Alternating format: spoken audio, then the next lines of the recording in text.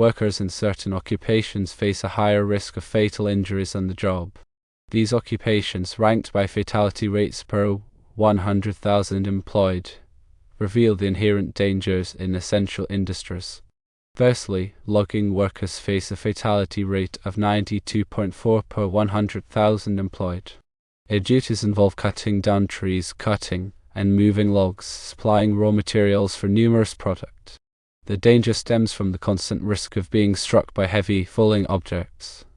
Secondly, aircraft pilots and flight engineers also have a fatality rate of 92.4 per 100,000 employed. This category includes commercial pilots of smaller aircraft, such as crop dusters and air taxis, which are statistically more prone to accidents compared to larger commercial airlines. Thirdly, fishers and related workers encounter perilous conditions, resulting in a fatality rate of 86.4 per 100,000 employed. They brave storms, fog, and hazardous working environments. The risk of drowning from capsized boats or falling overboard is significant, and access to immediate help is often limited when serious injuries occur at sea. Fourthly, structural iron and steel workers face a fatality rate of 47 per 100,000 employed. These workers ascend to great heights to erect the iron and steel frameworks of buildings, bridges, and other structures. Despite using harnesses and safety equipment, the risk of fatal falls remains high. Fifthly, refuse and recyclable material collectors experience a fatality rate of 43.2 per 100,000 employed. These workers are exposed to traffic accidents and potential explosions from hazardous materials. A significant cause of fatalities is impatient motorists attempting to pass garbage trucks, endangering the drivers. Sixthly, farmers and ranchers have a fatality rate of 37.5 per 100,000 employed. Operating tractors and other heavy machinery poses a considerable risk. Non-highway vehicle accidents account for a substantial portion of occupational fatalities in this sector. Seventhly, roofers face a fatality rate of 34.9 per 100,000 employed. Working at heights on roofs increases the risk of slips and falls from scaffolds, ladders, or the roofs themselves.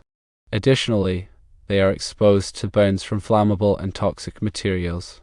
Eighthly, electrical power line installers and repairers have a fatality rate of 30 per 100,000 employed. These workers climb power poles and towers to maintain and repair electrical systems. The height of the power lines elevates the risk of injuries from falls, and they face the danger of electrocution from contact with high-voltage power lines. Ninthly, driver/sales workers and truck drivers encounter a fatality rate of 27.6 per 100,000 employed. Both groups spend considerable time on the road, increasing their exposure to highway vehicle crashes. Tenthly, taxi drivers and chauffeurs face a fatality rate of 24.2 per 100,000 employed. Beyond the risk of highway crashes, taxi drivers, who often work alone and handle cash, are vulnerable to robbery and homicide. These statistics highlight the critical importance of safety measures and training in these high-risk occupations. Addressing these dangers requires a multifaceted approach, including implementing stricter safety regulations, providing comprehensive training programs, and promoting a culture of safety within these industries. Furthermore, technological advancements and improved equipment can play a crucial role in mitigating risks. For example, in the logging industry, automated machinery can reduce the need for workers to be in close proximity to falling trees. In the construction industry, enhanced fall protection systems and drone technology for inspections can minimize the risk of falls. The fishing industry can benefit from improved weather forecasting and vessel safety equipment. Refuse collection can be made safer through automated collection systems and enhanced safety protocols for handling hazardous materials. Farmers can utilize advanced machinery with built-in safety features and implement best practices for operating equipment. Roofers can employ drone technology for inspections and use safer materials. Electrical power line workers can use insulated equipment and robotic technology for certain tasks. Truck drivers can benefit from advanced driver assistance systems and stricter regulations regarding hours of service.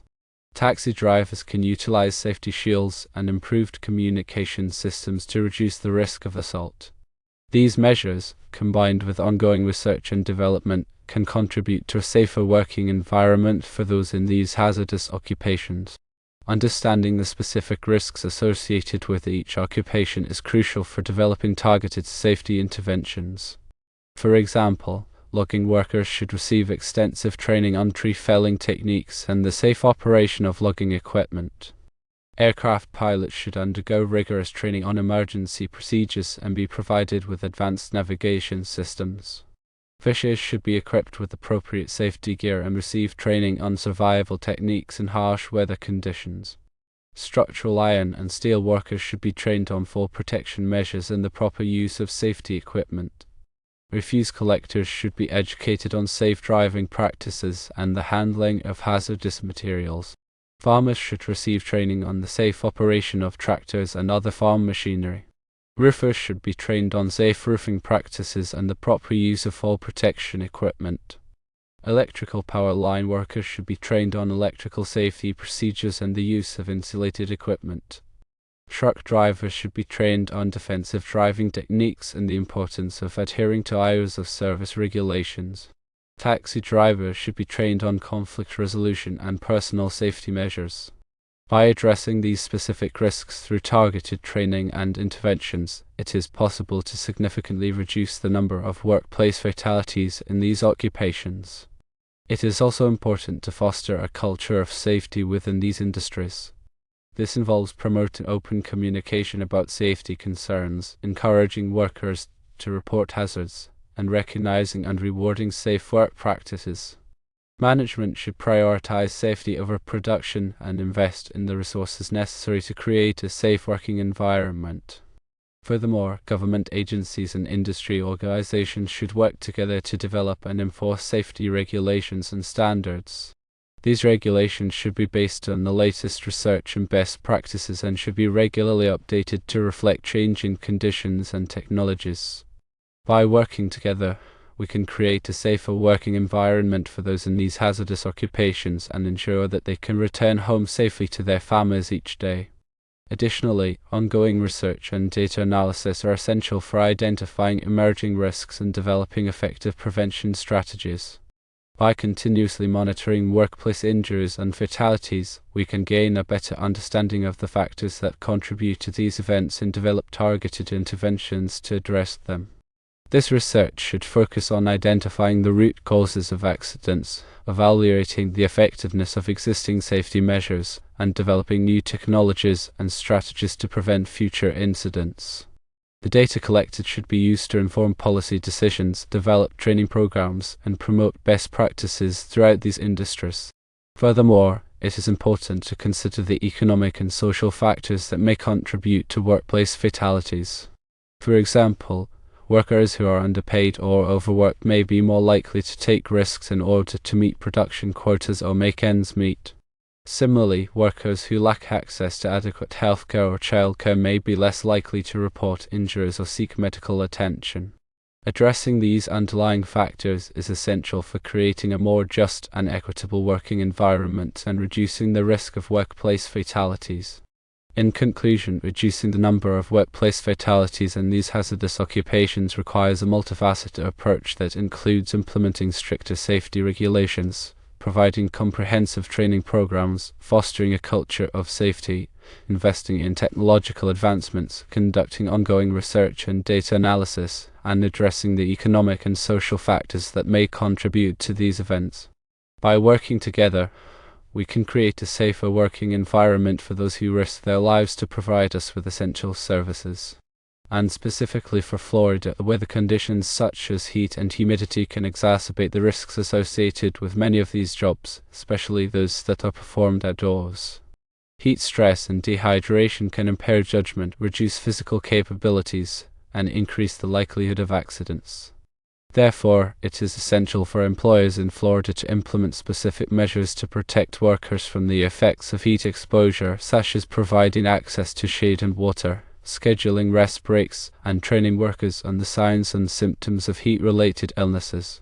Additionally, the presence of wildlife, such as alligators and snakes, can pose a risk to workers in certain occupations, particularly those who work in rural areas or near bodies of water. Employers should provide training on how to identify and avoid these animals, and workers should be equipped with appropriate personal protective equipment. Furthermore, the risk of hurricanes and other severe weather events is a significant concern in Florida. Employers should have emergency preparedness plans in place to protect workers from the effects of these events, such as providing evacuation routes, securing equipment, and training workers on emergency procedures. In addition to these specific considerations, it is important for employers in Florida to be aware of and comply with all applicable federal and state safety regulations. The Occupational Safety and Health Administration, OSHA, provides a variety of resources and training programs to help employers create a safe working environment. The Florida Department of Economic Opportunity also offers assistance to businesses in developing and implementing safety programs. By taking these steps, employers in Florida can help to reduce the risk of workplace fatalities and ensure that their workers can return home safely to their families each day. The information provided is intended for general knowledge and informational purposes only, and does not constitute professional advice. It is essential to consult with qualified professionals and regulatory authorities for specific guidance on workplace safety regulations and practices in your area. The safety of workers is paramount, and proactive measures must be taken to mitigate risks in these dangerous professions.